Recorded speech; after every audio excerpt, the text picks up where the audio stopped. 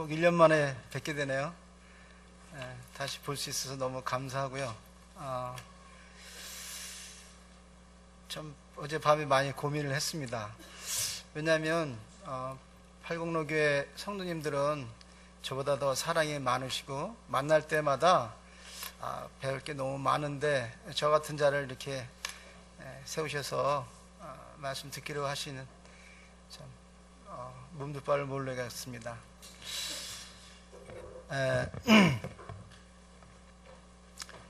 지금 요한계시록의 7교회를 공부하신다니까 그 말씀 가운데 귀 있는 자는 들을지니 성령이 교회에게 하는 말을 들으라고 말씀하십니다. 참 들을 수 있는 귀가 복받은 귀입니다. 요새는 청년들이든 많은 사람들이 내가 교회를 왜 나가야 되느냐, 그게 한국에 지금 큰 이슈가 되고 있습니다. 제가 여기 계신 모든 분 미국의 911 사건 아시죠? 쌍둥이 빌딩이 무너질 때 런어웨이 이렇게 부르짖으신 분들이 있었습니다. 런어웨이, 런어웨이 이렇게 뛰어갔어요. 누가 부르짖었냐면요, 소방관들이 부르짖었어요. 그 소방관들이 그걸 부르짖으며 어떻게 했는지 아세요? 무너지는 빌딩 속으로 달려갔어요. 누구를 런어예요? 그 빌딩에 있던 모든 사람이 빨리 도망가세요, 빨리 도망가세요 그러면서 자기들은 그 빌딩으로 뛰어가는 거예요. 왜? 그 안에 구조할 사람들이 있기 때문에 뛰어나고 있어요. 우리 그렇게 하고 있을까요? 우리가 참으로 구원받은 그리스도인으로서 진짜로 세상을 해 런어웨이 하면서 달려가고 있어요? 그렇지 않아요. 참 너무 안타깝고, 우리 주님께서는 우리를 구원하시기 위해서 죽음의 불 속으로 달려가면서 런어웨이 이렇게 부르짖으셨어요. 근데 우리는 우리의 생명을 구하기 위해서 조금만 형제를 통해서 어려움을 당해도 괴로워하고 힘들어해요. 야고보서 1장에 보면요, 형님 야고보서 1장 한번 펴보세요. 무슨 말씀이 있는가 하면,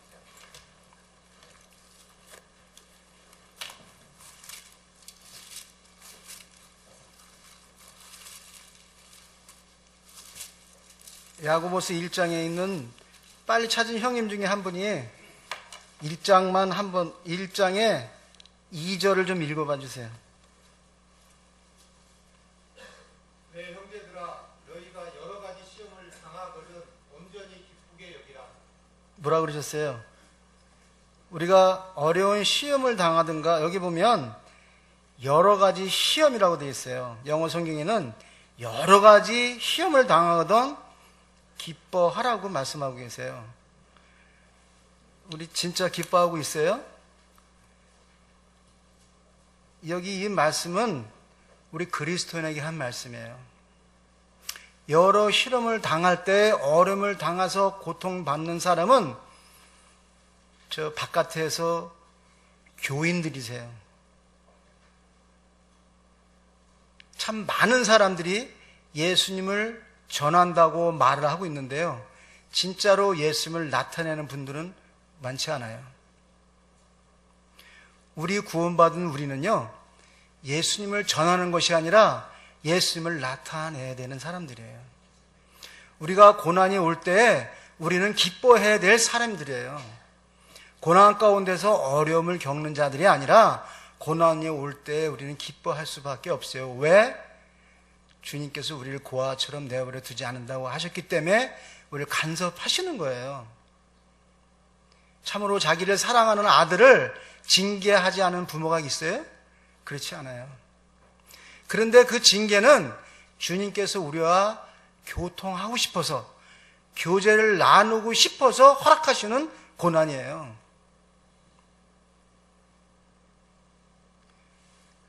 우리는 그 고난 땅에, 고난 가운데 있을 자들이 아니에요. 우린 참으로 예수님의 보혈로 말미암아 거듭난 자들이잖아요. 거듭난 자는 어떤 자들이에요? 새로운 생명을 가진 자들이에요. 그런데 구원받았던 우리가 하나님 말씀을 신뢰하지 않고 있어요. 저는 누가복음을 참 좋아해요. 왜냐하면 이 누가라는 분이 그리스인이거든요. 누가는 유대인이 아니에요. 그는 그리스인이에요. 그래서 제가 서복조님을 되게 좋아해요. 왜냐하면 누가가 이분이 의사예요. 의사분들이 굉장히 섬세해요. 근데 진짜 우리 서복조님이 섬세해요. 이 분이 뭐라고 말씀하고 적었냐면요, 확실히 믿게 된 일들이라고 얘기를 해요. 또한 이 누가는 하나님의 말씀을 완전히 이해했다고 하셨어요. 우리 거듭난 우리가 하나님 말씀을 완전히 지금 이해하고 있어요? 못해요? 많은 분들이 자꾸 어렵다고 해요. 하나님의 말씀을 이해할 수 없다고 해요. 왜 그런지 아세요? 첫째는 성경을 안 읽는 거예요. 둘째는 뭐예요? 하나님과 교제하지 않는 거예요. 아마 우리는 참으로 많은 경험들을 하셨을 거예요. 친구도 매일 만나는 친구는 할 말이 많아요. 근데 저처럼 1년에 한 번 만나면 안녕하세요, 반갑습니다, 그 외에 할 게 없어요. 우리가 주님과 늘 교제를 나눈다면 할 말이 너무 많아요. 그 다음에요, 고난이라는 게 우리들 가운데 역사할 수가 없어요. 근데 너무나도 그리스도인들이 고난당원을 보면서 가슴이 아픈 거예요. 왜 하나님 말씀을 가지고 있는데 왜 누가가 기록한 것처럼 확실히 믿어진 믿음을 가지고 있는데 우리가 어려움을 당할 수 있겠어요?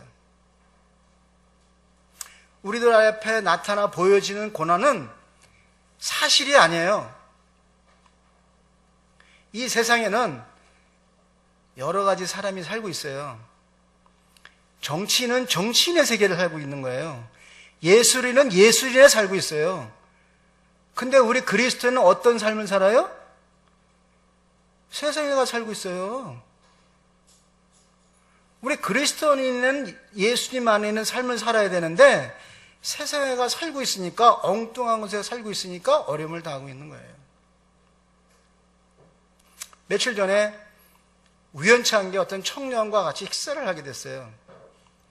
근데 그 청년이 좋은 직장에 다니고 있는데 보수가 좀 월급이 좀 적다고 말을 하는 거예요. 그래서 좀 보수가 많은 곳에 가서 일을 하고 싶다, 이렇게 얘기를 해요. 그래서 제가 물었어요. 지금 보수가 적은 곳에서 시간이 얼만큼 있냐 그랬더니 시간은 충분히 있대요.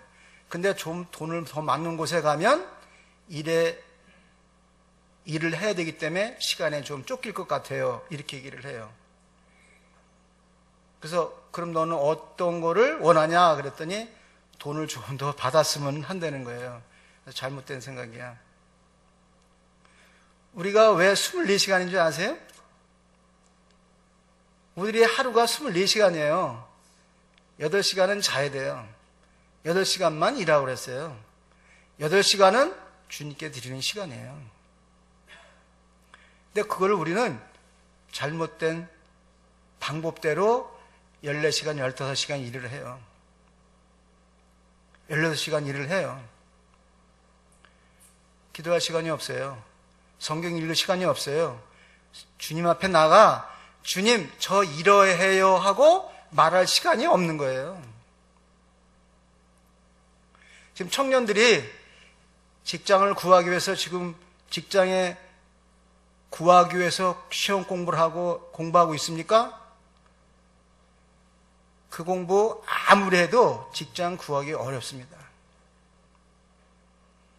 제 말에 기울이시고 청년 여러분들이 따라 한다면 훨씬 좋은 직장 가질 수 있어요. 무엇을 물어봐야 되냐면요, 나를 알아야 돼요. 많은 사람들이 성경 공부를 얼마나 많이 하는 줄 아세요? 그렇지 않으면 몇십년에 서복정님께서 왜 우리 성도들 얼마나 성경 공부를 많이 하는지 나가도 공부 들어가도 공부 다 공부해요. 근데 하나님 말씀대로 살고 있어요? 그렇지 않아요. 성경 지식으로는요, 신학 박사보다 우리 모임 형제자매들이 훨씬 더 많이 알아요. 그런데 왜 주님의 상 가운데 우리가 있지 않냐는 거예요. 우리는 어떠한 사람이에요? 주님이 우리를 왜 부르셨어요? 로마서에 가면요, 주님의 목적에 따라 우리를 불렀다고 말씀하고 계세요. 그 다음에 또 뭐라고 말씀하시냐면요, 우리를 예수님과 같은 그러한 자로 가게 하기 위함이라고 말씀하고 있어요. 형님들 로마서 8장 한번 펴보세요.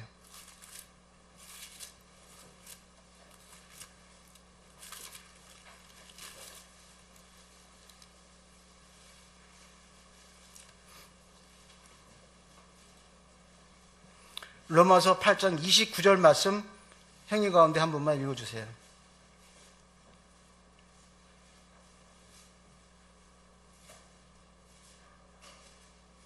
하나님이 미리 아신 자들을 또한 그 아들의 형상을 본받게 하기 위하여 미리 정하셨으니 이는 그로 많은 형제 중에서 맏 아들이 되게 하려 하심이니라. 네.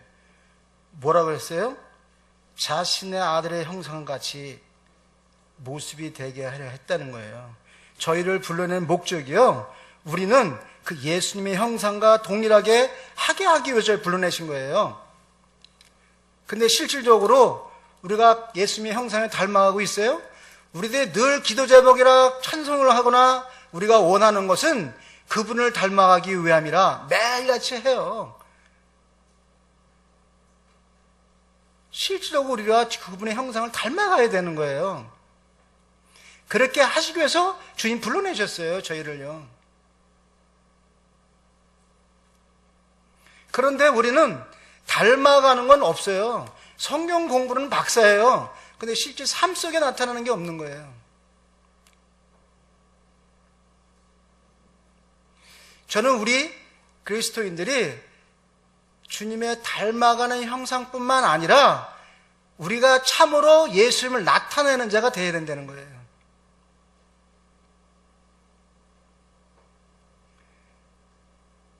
아마 모든 분들이 그럴 거예요. 성경은 여기 있고요, 내가 사는 삶은 따로 있어요. 성경은 주일마다 그냥 읽는 거예요. 제가 한 가지만 말씀드릴게요. 제가 미국에서 미국 목사님한테 예배의 의미가 뭡니까? 그럼 물었어요. 그랬더니 뭐 드리는 거고 뭐고 막 얘기를 해요. 그래서 그런 보편적인 그런 말 말고 주님께서 배반당에 잡히시는 그날 밤에 제자들에게 했던 그 의미가 무엇을 말하는 겁니까? 이렇게 물었어요. 지금 목사님께서 주일마다 예배라고 하고 있는 그것이 예배라고 생각하십니까? 그럼 물었어요. 그때 성경 어디 예배에 대해서 불확실하고 확실한 게 없기 때문에 전해오는 대로 그렇게 하고 있습니다. 이렇게 얘기를 해요, 목사님이요. 그래서 제가 아벨과 가인의 예배를 보여드렸어요.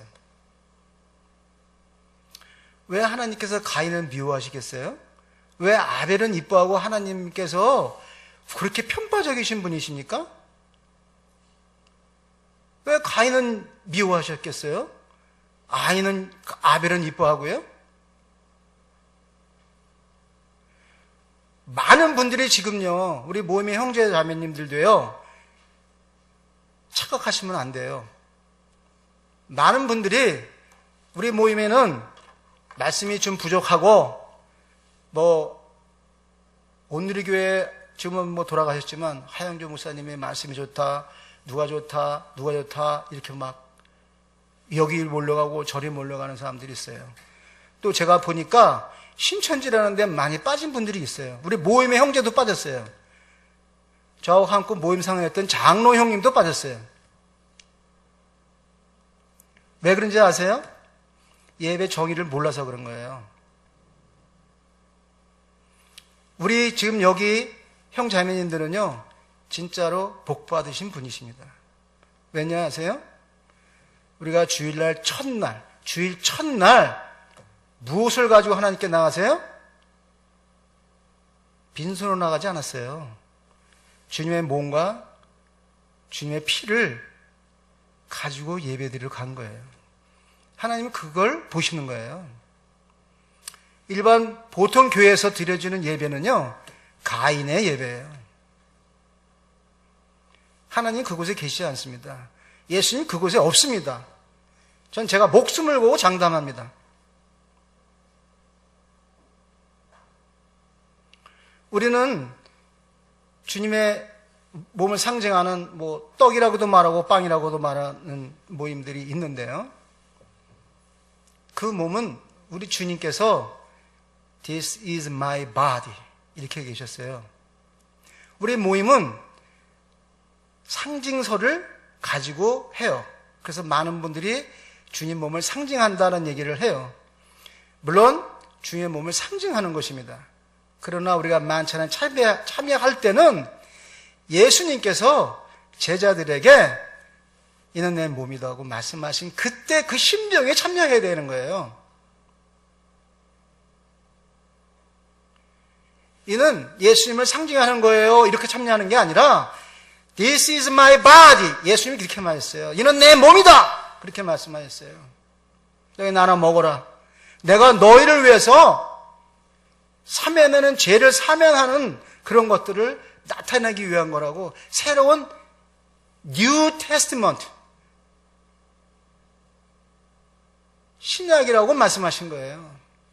우리가 그 주님의 만찬에 참여해서 떡을 떼고 잔에 참여할 때 새로운 언약에 참석하는 거예요. 그것 외에는 하나님께서 예배를 받지 않으세요.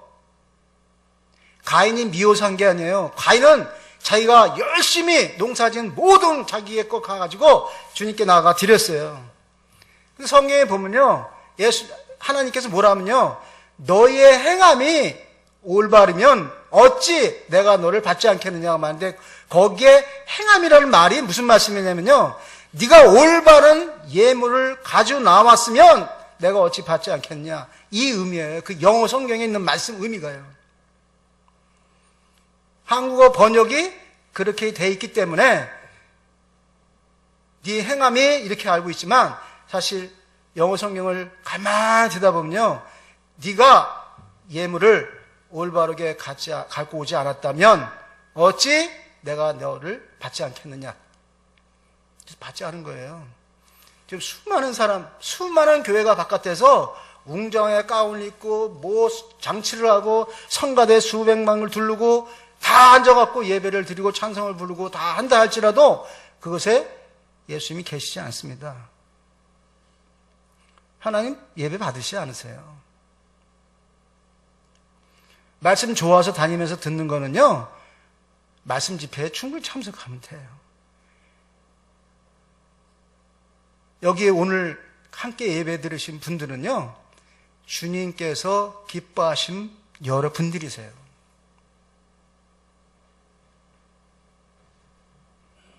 우리가 그러한 자부심이 없으면 우리는 어디에서도 주님의 복음을 증거하지 못할 뿐만 아니라 예수님을 나타낼 수가 없어요.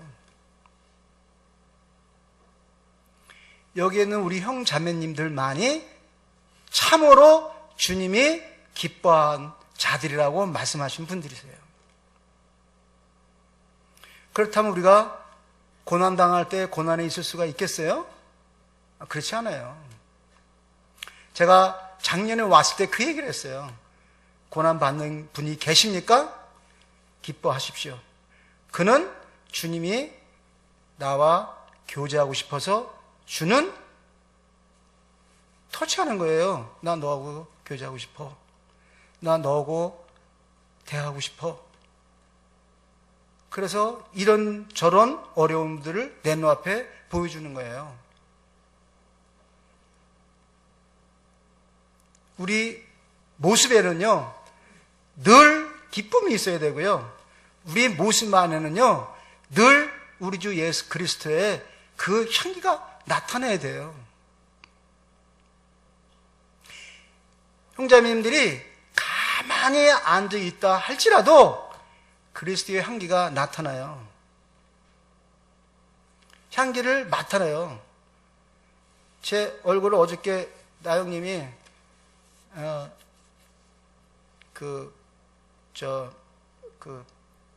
장난 막 잘 치는 그런 아이와 같은 모습을 갖고 있다고, 우리 같이, 친구같이 하자. 내가 나이가 더 많아도 나이 따지면 하자. 형님 말씀하시더라고요. 저는 어디 가도 사람들이요, 왜 너 이렇게 화난 것 같아? 왜 인상 써? 그런 말을 들어본 적이 없어요. 저는 웃는 상이 아닌데도 미국 분들은 얼굴이 잘생겨서요, 그 사람들은 영화배우 같아가지고 다 웃는 사람들 같아요. 근데 우리 동양 사람들은 눈도 이렇게 찢어지고 뭐 이렇게 해가지고 화난 것 같고 그래요. 그래서 미국 사람들이 이렇게 오면 너 왜 화났어? 무슨 일 있어? 이렇게 물어요, 동양 사람들한테. 근데 저한테 와서는요, How come you always smile face? 이렇게 얘기해요. 너는 어떻게 해서 항상 웃는 얼굴 굽고 있어? 이렇게 해요. 저는 웃지 않는데 그리스도인은요, 웃는 얼굴같이 보이게 하세요. 웃는 얼굴 같은 사람이 가서 얘기를 할 때 사람들이 대화하고 싶어 해요. 인상 쓴 사람이 가서 이렇게 봐요. 도망가죠. 이 사람 왜 이래? 이렇게 하고요.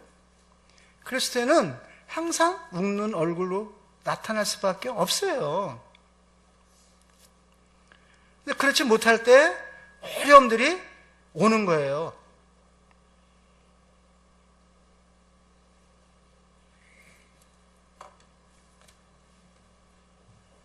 이제부터는 우리들한테 당해지는 고난은 절대로 나에게 당해지는 고난이 아니에요.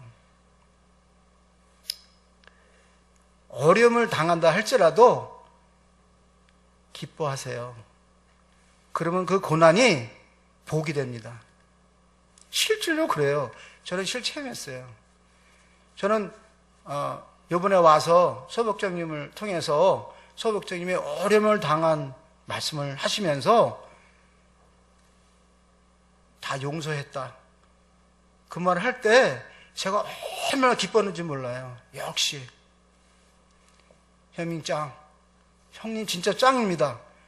진짜 감사합니다. 진짜 그리스도인 여기 계십니다. 제가 올 때마다 사실은 제가 제 충전이 돼서 가요. 그래서 제가 미국 가갖고 형님보다 더 착한 일을 해야지, 형님보다 더 좋은 일을 해야지, 형님이 이만큼 했으니까 나도 이만큼 해야지, 그 힘이 돼서 돌아가요. 형님들도 이 성경을 가지고 자기의 삶을 가지고 교제할 수 있는 형님, 자매님들 한 분씩 두신 거는 진짜 복 받은 거예요. 그런 분이 있어야 돼요. 왜? 우리는 서로 위로하고 격려하고 함께 해야 될 그러한 일들을 주님께서 맡겨주셨어요. 제가 누가복음에 보면요, 예수님께서 왕권을 가지러 가기 위해서 10사람을 불러요. 그리고 10문화를 한 문화씩 나눠줘요. 다 아시죠? 다 아시는 내용이에요. 그렇죠? 그 10문화 한 문화씩 나눠 가진 게 무엇이라고 생각하세요? 여기 우리 형제자매님들 다 한 문화씩 받으시는 사람들이에요. 우리가 여기 보면요, 또 뭐에 따라서 사람의 능력에, 이제 마태복음에 가면 24장에 보면 사람의 능력에 따라서 어떤 사람은 5문화, 2문화, 10문화 이렇게 나눠져요. 그건 뭐냐면요, 탤런트예요. 그 사람의 탤런트 따라서 주는 거예요. 근데 우리 모두는 탤런트를 가진 사람이나 안 가진 사람이나 한 문화씩 다 갖고 있어요. 그 한 문화가 뭔지 아세요? 은사? 은사는 5문화, 10문화 가진 사람이 은사고요. 여기서 말하는 10문화는요, 형제 사랑이에요. 우리가 형제 사랑을 어떻게 해야 되는 것을 주님은 이렇게 10문화 나눠줬어요. 한 문화씩이요. 우리가 때로는 형제 사랑하지 못할 때 있잖아요. 그렇죠?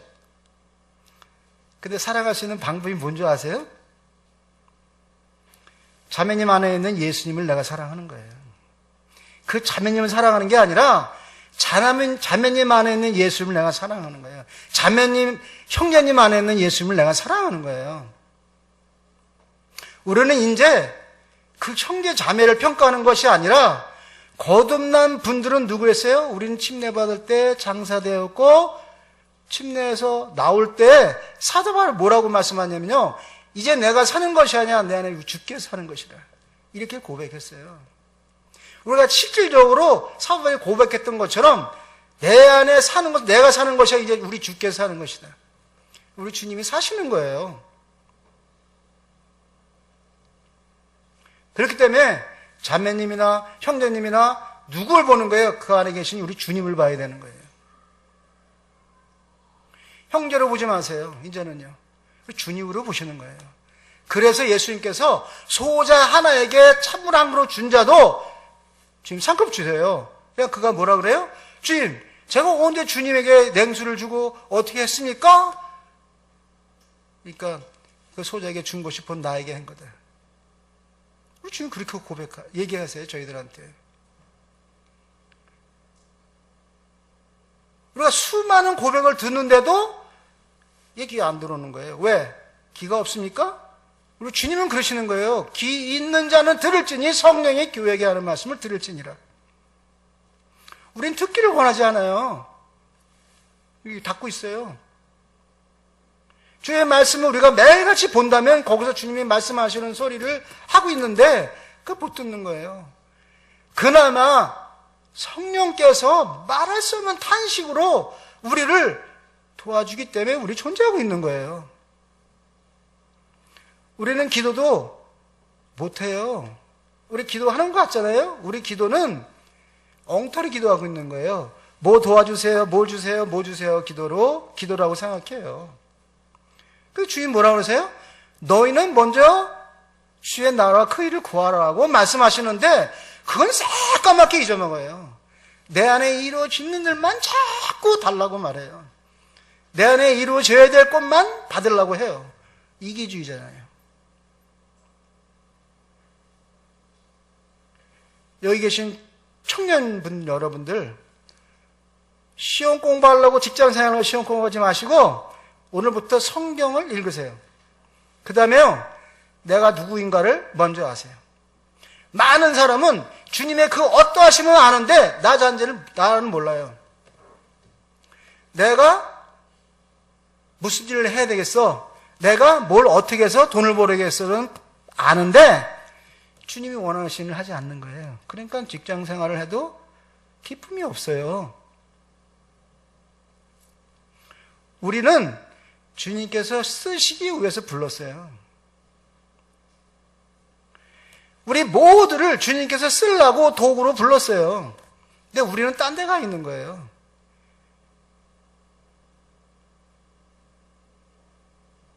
누가복음에서 주님은 뭐라고 말씀하시면 이렇게 말씀하세요.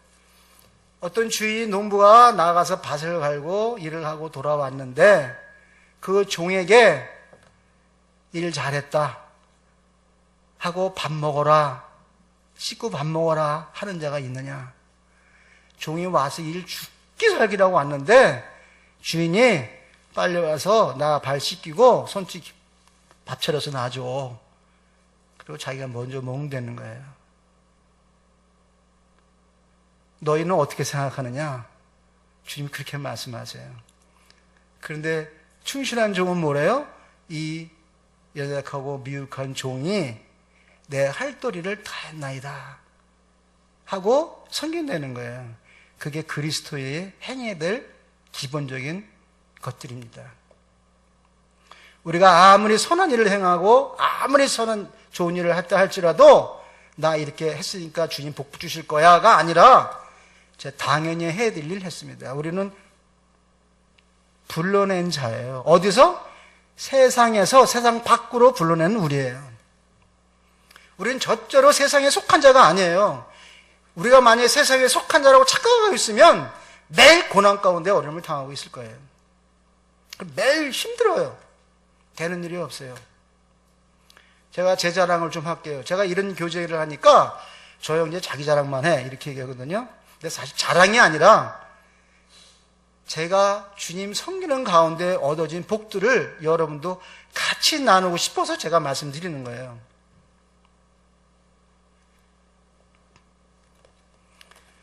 저는 아침에 출근할 때 성경을 1시간이든 30분이든 읽지 않으면 밥을 먹지 않고 직장에 가지 않습니다. 그날 주님께서 저에게 어떻게 하라고 하는 말씀을 성경에서 보지 못하면 저 일을 안 갑니다.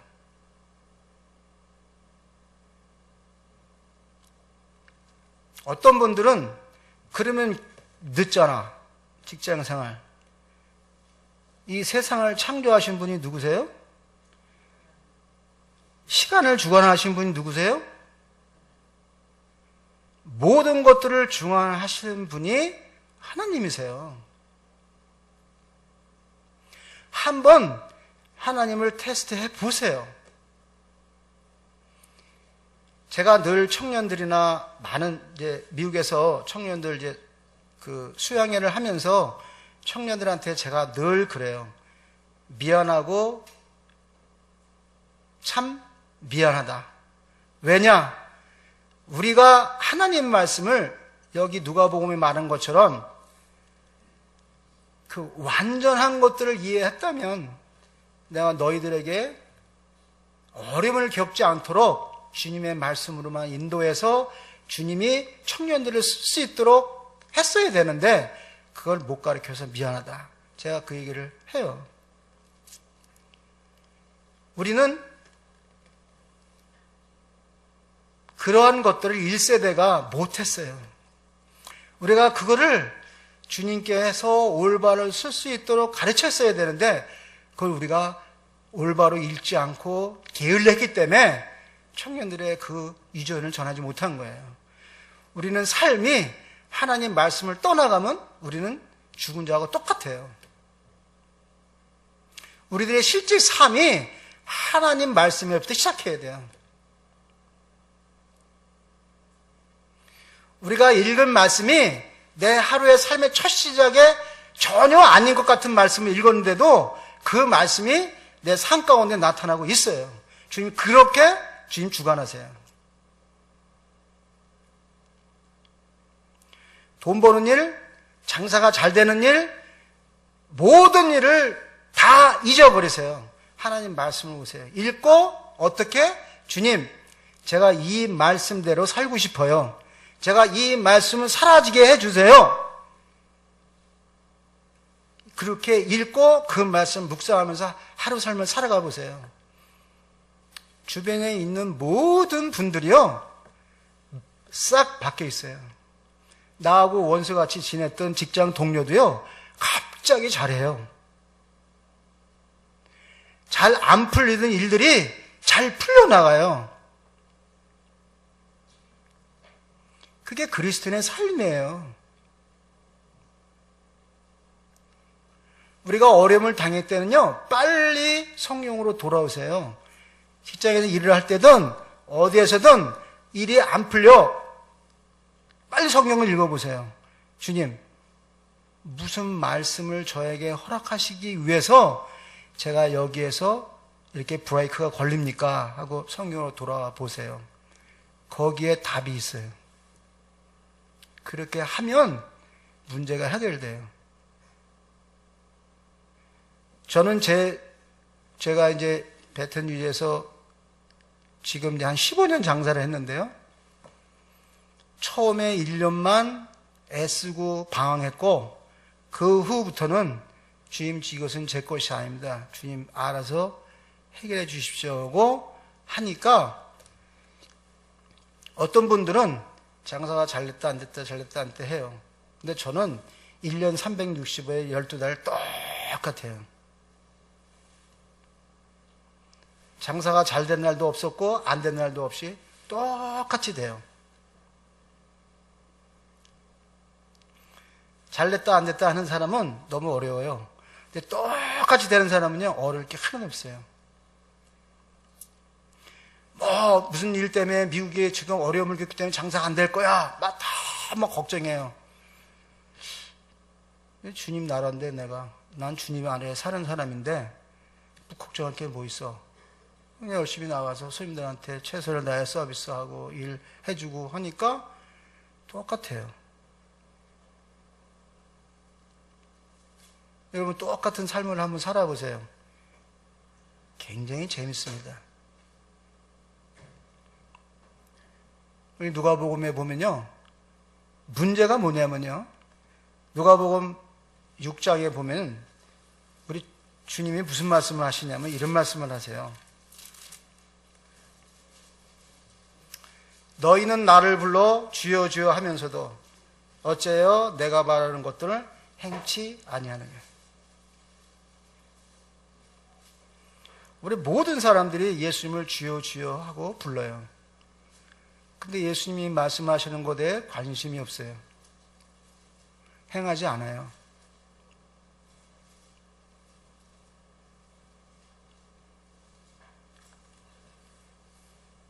우리가 믿음이라는 건요,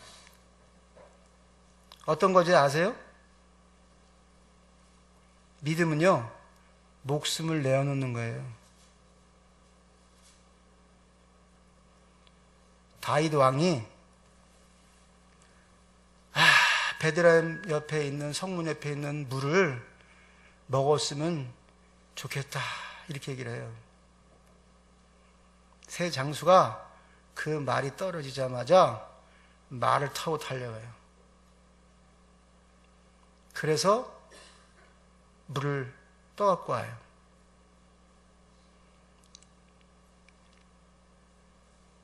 목숨 걸고 간 거잖아요. 그죠? 그러니 다윗이 이는 자기 목숨을 내어놓고 가져온 기 때문에 마시지 않겠습니다. 주님께 부어드리거든요. 믿음은 목숨을 내어놓는 거예요. 형님, 자매님, 목숨 한번 내어놔 보세요. 우리 진짜로 목숨 내어놓고 주님 한 번 믿어보세요. 저도 그렇고 형님, 자매님들 동일합니다. 주님은 너희가 생명을 얻고자 하면 내어놓을 것이요, 생명을 찾고 난 자는 목숨을 잃을 거라고 말씀하신 것처럼 주님 말씀하신 말씀들이 하나하나가 우리들의 머리에서 메아리 치고 있어요. 근데 그게 무슨 말이야? 내게 아닌 것 같아? 전부 그래요. 믿음은 목숨을 내어놓는 거예요.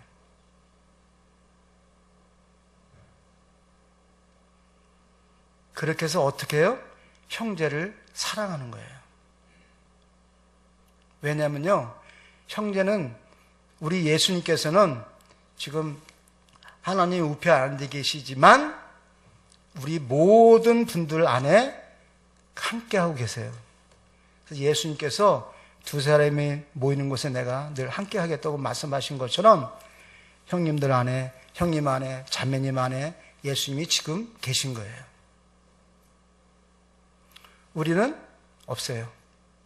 그런데 자꾸 우리는 우리의 생각으로 욕심을 자꾸 부려요. 뭘 가지려 하고, 뭐 소유하려고 그러고. 형제가 2개 갖고 있으면, 1개 갖고 있으면 내가 9개 있으니까 형제 나 10개 만들게 그거 놔줘. 이렇게 해요.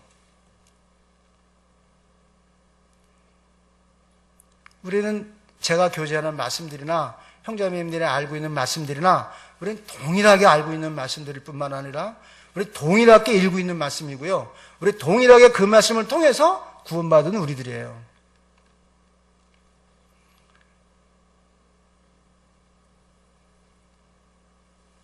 주님께서는 뭐라고 말씀하시죠? 이렇게 말씀해요.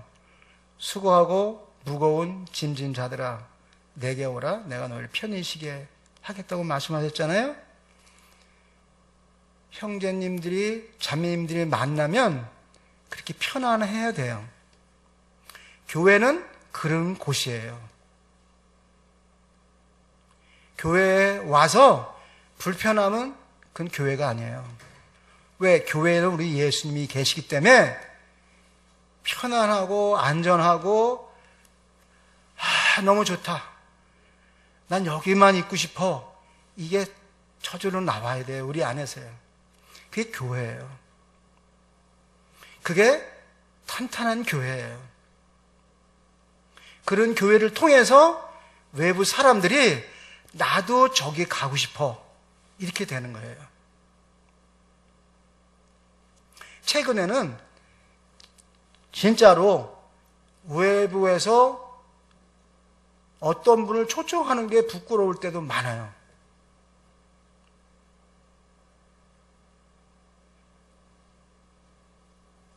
그럼 이번에는 모시고 오지 말아야지 이럴 때가 있어요. 그 불안한 거예요.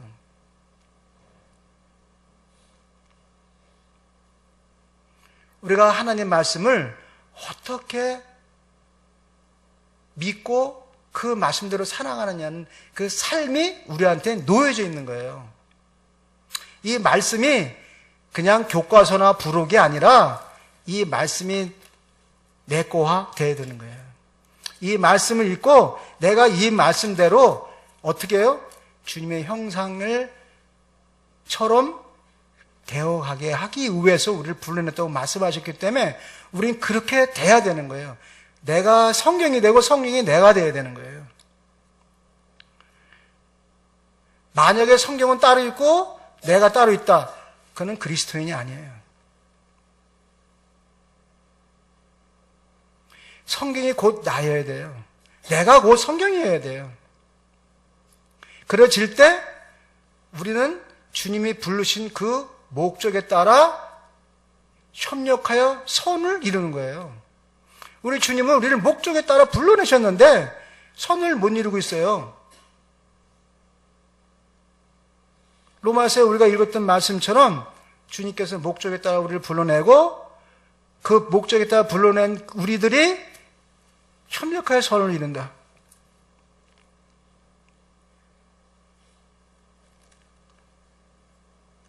만약 우리가 이렇게 같이 예배드리고 돌아가. 바빠서 다 돌아가.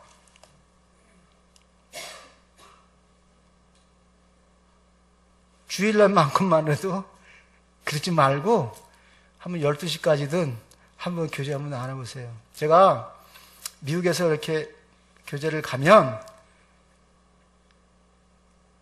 40분만 꼭 해주세요. 시간이 딱 정해져 있어요. 그러면 제가 사도행전을 펴요. 사도행전을 펴서 예수님이 우리 그 사도 바울이 이제 먼 길을 떠나기 위해서 교제를 하는 가운데 교제가 너무 길어져서 3층 다락에서 떨어져 죽는 그 장면이 나오는 걸 제가 읽어요. 여기서는 한 번도 시간을 40분, 1시간 말한 적이 없는데 어찌게 주님 말씀을 듣고 주님 얘기를 하는데 시간 따지는지 모르겠네요. 그러면 다 알아서 하세요. 그래요. 근데 솔직하게 말해서 40분 이상 교제하면요. 할 말이 없어요.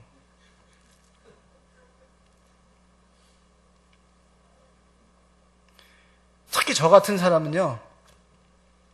한 번도 말씀을 준비해갖고 한 기억이 없어요.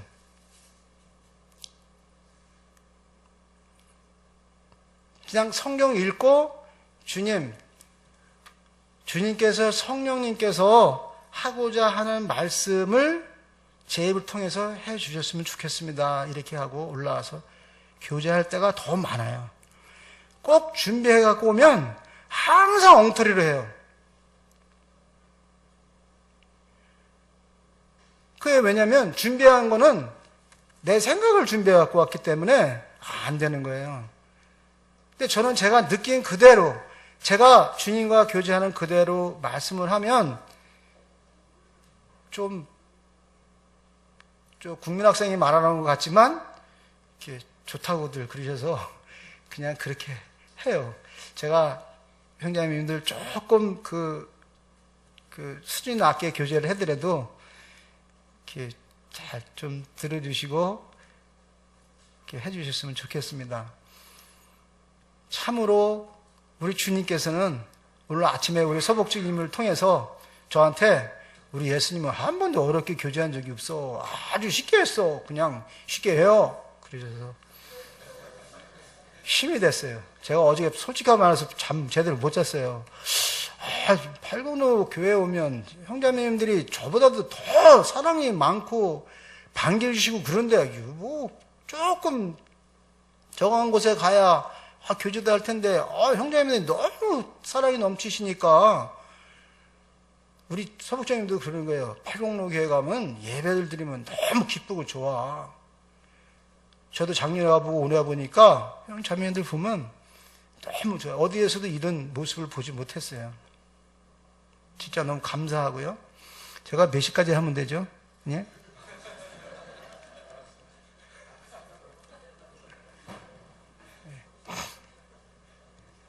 진짜로 우리가 이제는요, 우리 주 예수님께서 여기 사도들이 기록해 놓고 기록한 말씀에 따라서 우리가 그 유전을 따라서 이제는 교인이 아니라 하나님의 자녀로 믿음의 질서를 지켜갔으면 좋겠어요. 왜냐하면 그렇게 해야만 지금은 복음 전하기가 너무 어렵고 힘들어요. 제가 이제 주님께로부터 은혜 받은 얘기를 잠깐만 할게요. 혹시 홍수로 집 피해 보신 분 있었어요? 홍수로 집 피해 보신 분? 홍수 한 번도 안 겪어보셨어요? 그럼 형님은 그 홍수의 고난에 대해서 아실 거예요. 홍수가 얼마나 무서운지 뉴스나 그런 거로만 보셨을 거예요. 홍수는 사람의 힘으로 할 수 있는 게 아니에요. 막을 수가 없어요. 그런데 제가 홍수를 여러 번 만나고 노아의 홍수를 100% 이해했어요. 노아의 홍수는 40주야로 비가 왔어요. 그런데 저희 있는 데는 딱 3일 비 왔는데 이 교회의 지붕 저기까지 찼어요, 물이요. 3일 비가 딱 왔는데요. 그렇게 무서워요. 이런 큰 차가 그냥 이렇게 집과 집 사이로 떠내려가요. 무슨 강으로 떠내려가는 게 아니라 여기 주택 있고 여기 주택 있고 도로가 있잖아요. 도로 있잖아요. 그 도로에 사이 있는 큰 트럭이 거기서 떠내려가요. 한 대, 두 대가 아니라 막 몰려서 떠내려가요. 사람이 서 있으면 설 수가 없어요. 그냥 넘어져요.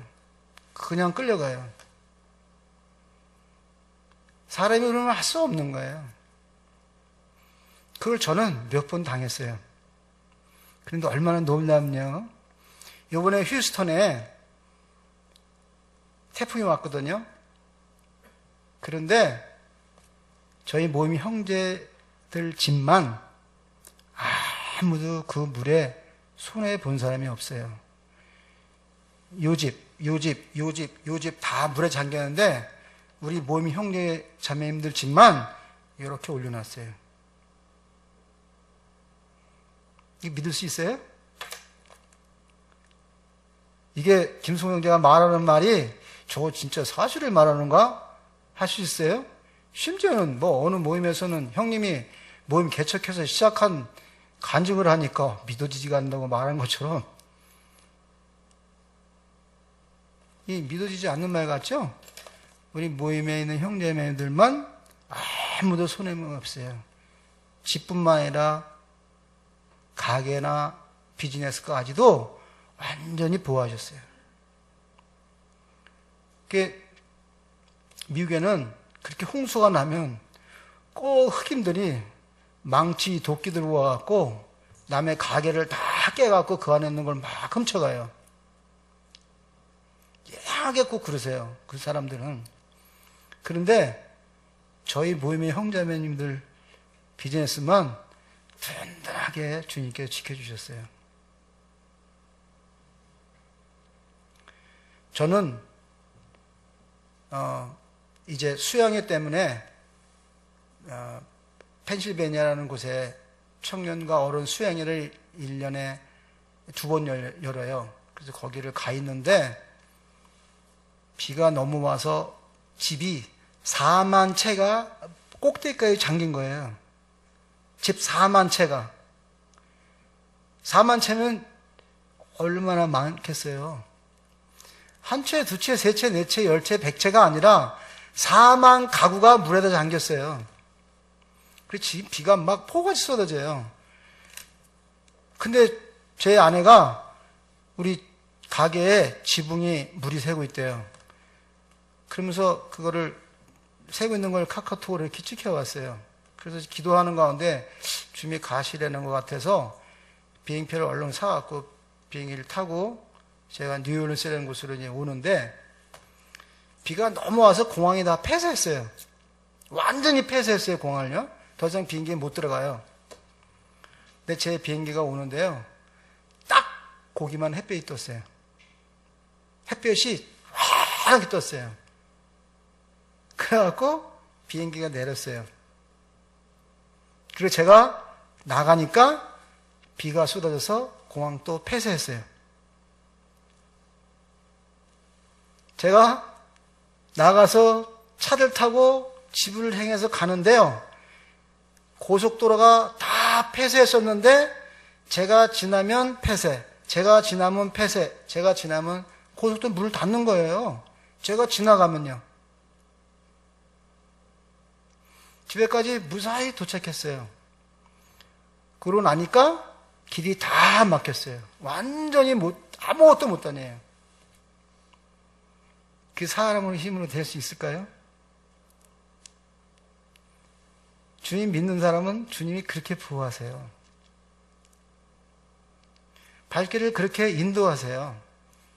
저는 그러한 일들을 수없이 겪었어요. 실제로 체험이 됐어요. 그러니까 목숨 안 내놓을 수가 없잖아요.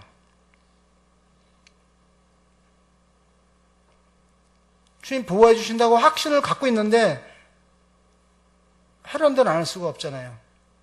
할 수밖에 없어요. 우리 모두는 그럴 수밖에 없는 주님의 자녀들이에요.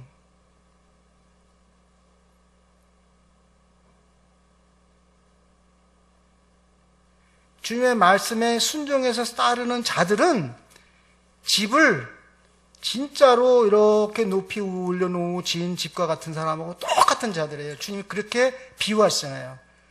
누가복음 6장에서 그렇게 말씀하고 계세요. 이제부터는 예수 믿는 분들이 어려움 당하고 있다, 고난 당하고 있다, 그런 말 하지 마세요. 그건 가짜예요, 가짜. 우리 눈을 속이는 거예요. 고난 당하는 것처럼 보여지는 거예요. 절대로 고난 당할 수 없어요. 만일 고난 당해서 어려움이 했다, 그 이유가 있어요.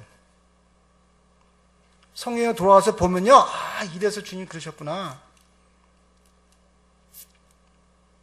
자꾸 제가 주님이 보호하신다는 말만 하기 때문에 저 형제, 저 예수 믿으면 복 받는 사람만 전하는 것 같아, 이렇게 말씀하실지 모르겠지만 제가 말씀드리고 싶은 거는 범사에 감사하라는 말을 하고 싶어서 지금 하는 거예요. 우리가 많이 어려움을 당했어? 그거는 충분히 그 당할 이유가 있어 당했는데 절대로 당한 거로 끝나지 않기 때문에 제가 말씀드리는 거예요. 만약 내가 지금 집을 잃었어. 그 충분한 이유 때문에 집을 잃었는데 주님이 그거 이상으로 갚아주세요. 절대로 하나님의 자녀는 손해보는 일을 하게 하지 않으세요. 손해본 것만큼 이상으로 갚아주세요. 우리가 하나님 말씀에 서 있으면요.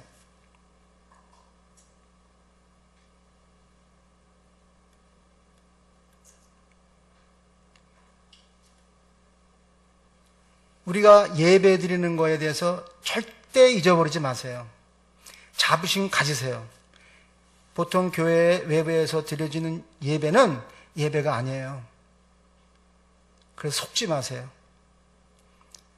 하나님 말씀에서 떠나지 마세요. 그분들은 거기에 예수님이 없어요. 예수님은 우리가 만찬 예배를 드릴 때에만 오세요. 우리를 빈손으로 올까봐 주님이 실체의 어린 양이 되셔서 죽으신 거예요. 우리는 아베 예배를 드리고 있는 거예요. 일반 교회에서는 아무리 목사님이 설교가 좋다 할지라도 설교에 불과해요. 거의 실체가 없는 거예요. 한번 그분들의 목사님들의 좋은 설교를 들으러 한번 가서 들어보세요. 말 잘한다. 근데 아무것도 없어요.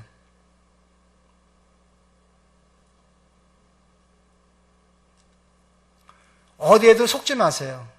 마지막으로 제가 누가복음에 있는 말씀 읽고 시간이 됐나 모르겠어요. 마치게요.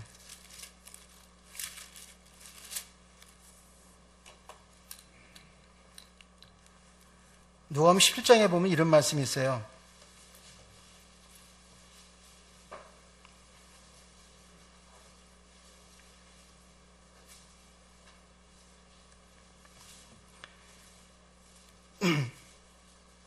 하나님께서 다윗 왕에게 약속한 하나님의 왕국은 분명히 임하십니다. 근데 그 왕국이 언제 임하는지 우리는 알지 못하지만 다니엘서나 요한계시록이나 이세겔서나 이런 말씀들을 이렇게 공부해 볼 때 그 왕국은 천년 왕국이라고 저는 그렇게 봅니다. 천년 왕국이 분명히 임합니다. 그런데 하나님의, 우리가 여기 성경에 보면 하나님의 나라라는 말이 나오거든요. 하나님의 왕국이 나오고 하나님의 나라라는 말이 많아요. 성경에는요. 하나님의 나라는 내적인 나라고 영적인 나라예요. 그래서 바리사인들이 뭐라고 물으면요. 예수님께 하나님의 나라가 언제 임합니까? 그렇게 물어요. 그러니까 예수님께서 하나님의 나라는 볼 수 있게 임하는 것이 아니라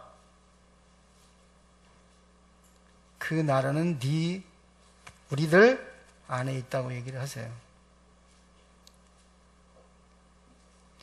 우리 모두는 시민권자예요. 하나님 나라의 시민권자예요. 우리가 비록 여기에 살고 있지만 우린 실질적으로 하나님 나라에 살고 있는 자들이에요. 그래서 저는 잊지 마시라는 말을 하고 싶어서 제가 이 말씀을 읽어요.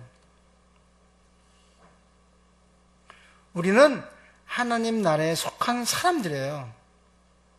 우리는 세상에 속한 사람들이 아니에요.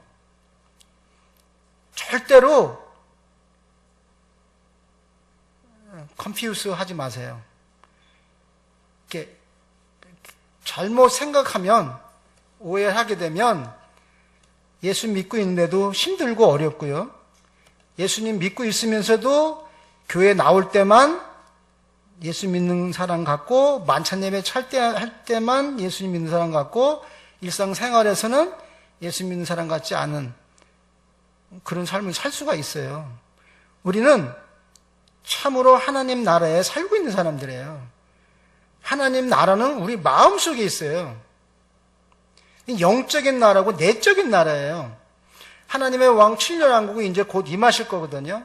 그때 예수님께서 우리는 휴거돼서 주님과 함께 7년 동안 환난잔치 혼인잔치를 한 다음에 7년 왕국이 임할 때 여기 이 땅에 내려오는 거예요. 그래서 나라를 다스리는 자로 우리 오는 겁니다.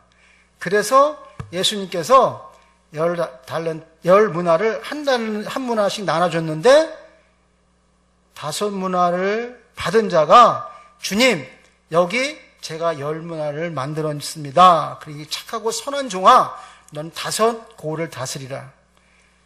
또 한 문화 간 사람이 내가 5 문화를 만들었습니다. 그러니까 너 5 고를 다스리라. 10 고를 다스리라, 5 고를 다스리라는 거예요. 자, 고를 다스리는 사람들이 누가 다스릴 수 있어요? 형제를 사랑하는 사람이 다스리는 거예요.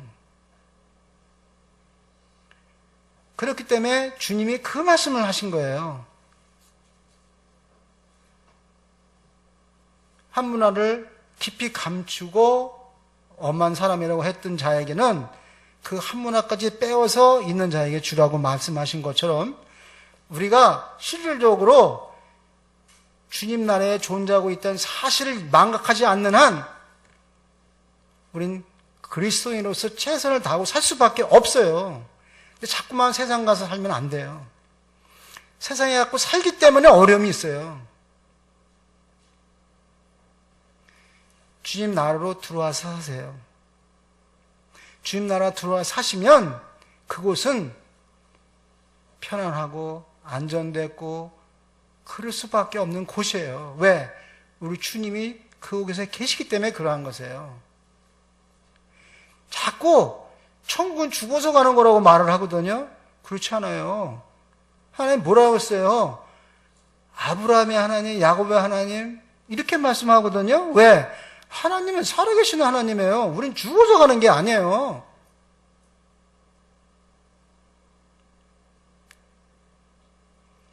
우리는 살아있는 이 모습으로 가는 거예요. 주님 나라를요. 물론 죽음이라는 그런 표현을 그렇게 돼 있기 때문에 어차피 통과해야 될 그런 사람도 있지만 주님 불러서 휴거돼서 가는 살아있는 동안 우리가 휴거될 수 있는 그건 아무도 모르는 거예요. 그건 주님은 아시는 거예요. 그렇다면 우리가 어디 살고 있는 거예요? 우린 지금 하나님 나라에 살고 있어야 돼요. 자꾸만 세상 속에서 어려운 건 사지 마시고 주님 나라에 살아보세요. 한번.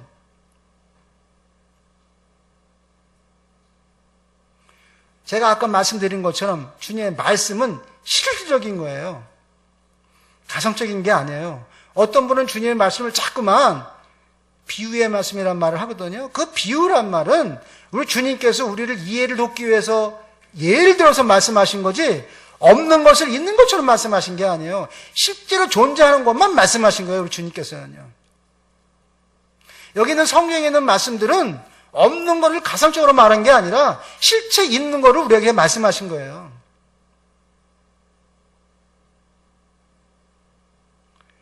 절대로 속지 마세요. 조그맣게 제가 말씀드렸던 것처럼 우리가 주님의 만찬상에 참여할 때 그 떡과 잔에 참여할 때 상징적인 것, 우리는 모임에서 그 상징서를 하기 때문에 상징적이라고 말을 하는데 우리가 참여할 때는 상징적인 것이 아니라 주님께서 그때 제자들에게 베풀었던 그 마음으로 돌아가 참여해야 되는 거예요. 그렇다면 예배가 지금보다 훨씬 더 놀라운 감동적인 예배가 될 수밖에 없고 하나님께서 영광과 존귀를 받으셔서 너무 기뻐하실 겁니다. 우리는 이제 마음이 바뀌어야 돼요. 성경은 실질적인 거예요. 성경은 가끔 가다가 위로받기 위해서 읽는 말씀이 아니에요. 성경에 있는 말씀을 갖고 형제를 지적하라고 있는 말씀이 아니에요. 성경에 있는 말씀이 내가 뭐 하라고 하기 때문에 이렇게 말씀이 있는 거야 이렇게만 놓여주는 게 아니에요. 우리가 실질적으로 성경에 있는 말씀을 갖고 각자가 이 말씀을 통해서 살아가질 때 우리 주님께서 나타나는 거예요.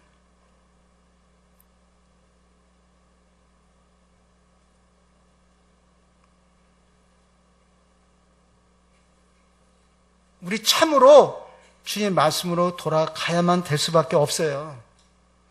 우리 많은 분들이 back to the Bible, 성경으로 돌아가자 하는데 말로만 성경으로 돌아가요. 성경에 있는 말씀도 그대로 살지는 않아요. 근데 이제 살아야 돼요, 우리는요. 그 말씀 그 자체대로가 살아갈 수밖에 없어요. 그게 주님이 우리한테 원하시는 거예요. 주님이 그래서 우리를 목적으로 불러내신 거예요.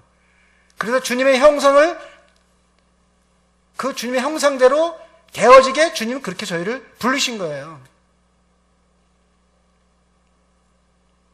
자매님을 만나 형제를 만나다가 청년 형제를 만나도 우리 주님을 보아야 되는 거예요. 볼 수밖에 없어져야 되는 거예요. 그렇지 아니하고는 우리가 아무리 찬양을 드리고 만찬 예배를 드리고 무엇을 성경보를 아무리 할지라도 성경의 말씀은 성화되어질 수가 없어요. 그냥 성경은 성경에 놓여 있고 우리는 우리대로밖에 없어요. 그리고 우리가 혹시 어떤 자매님의 형제님이 돌아가시면 주님 불러서 소천했다고 그렇게밖에 기도를 안 해요.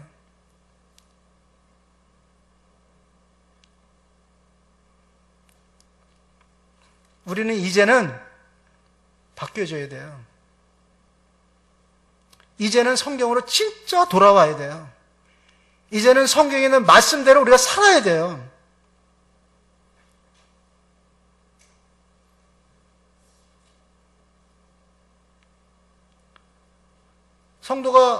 성도라고 그러면서 아무리 수천 명, 수만 명이 모여있다 할지라도 아무 가치가 없어요.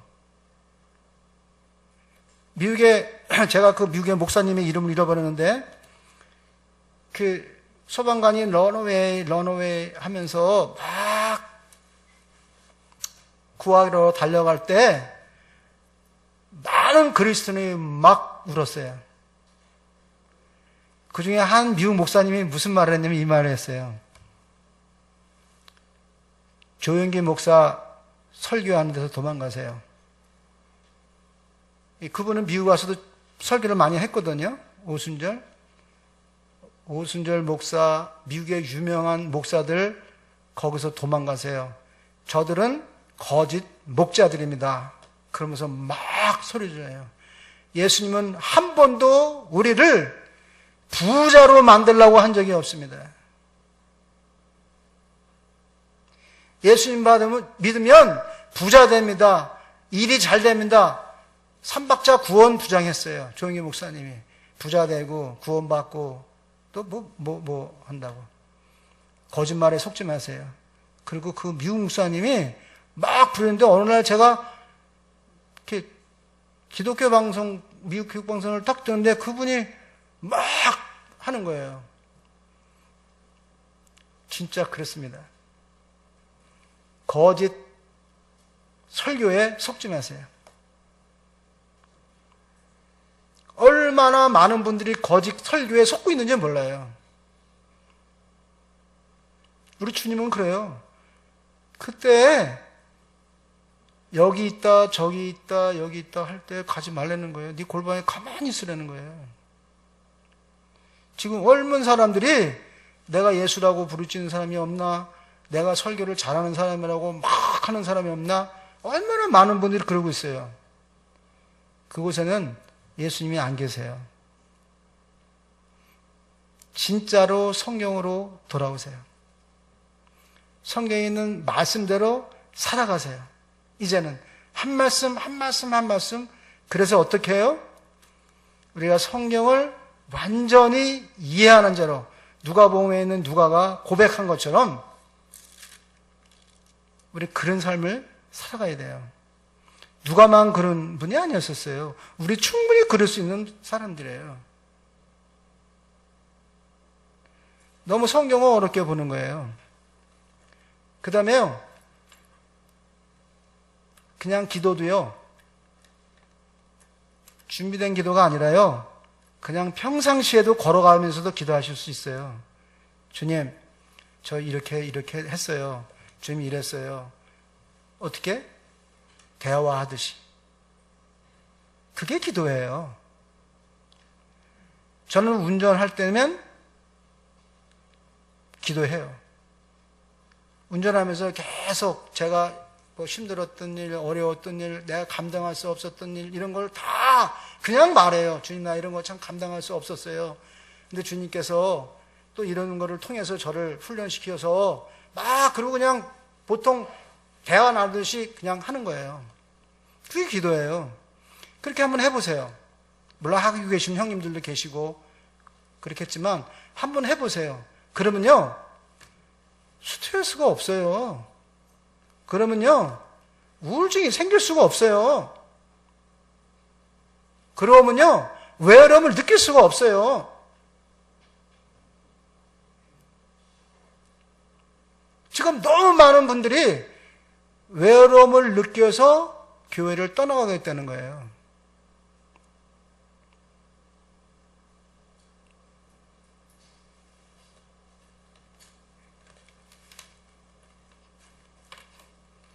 지루하셨죠? 죄송해요.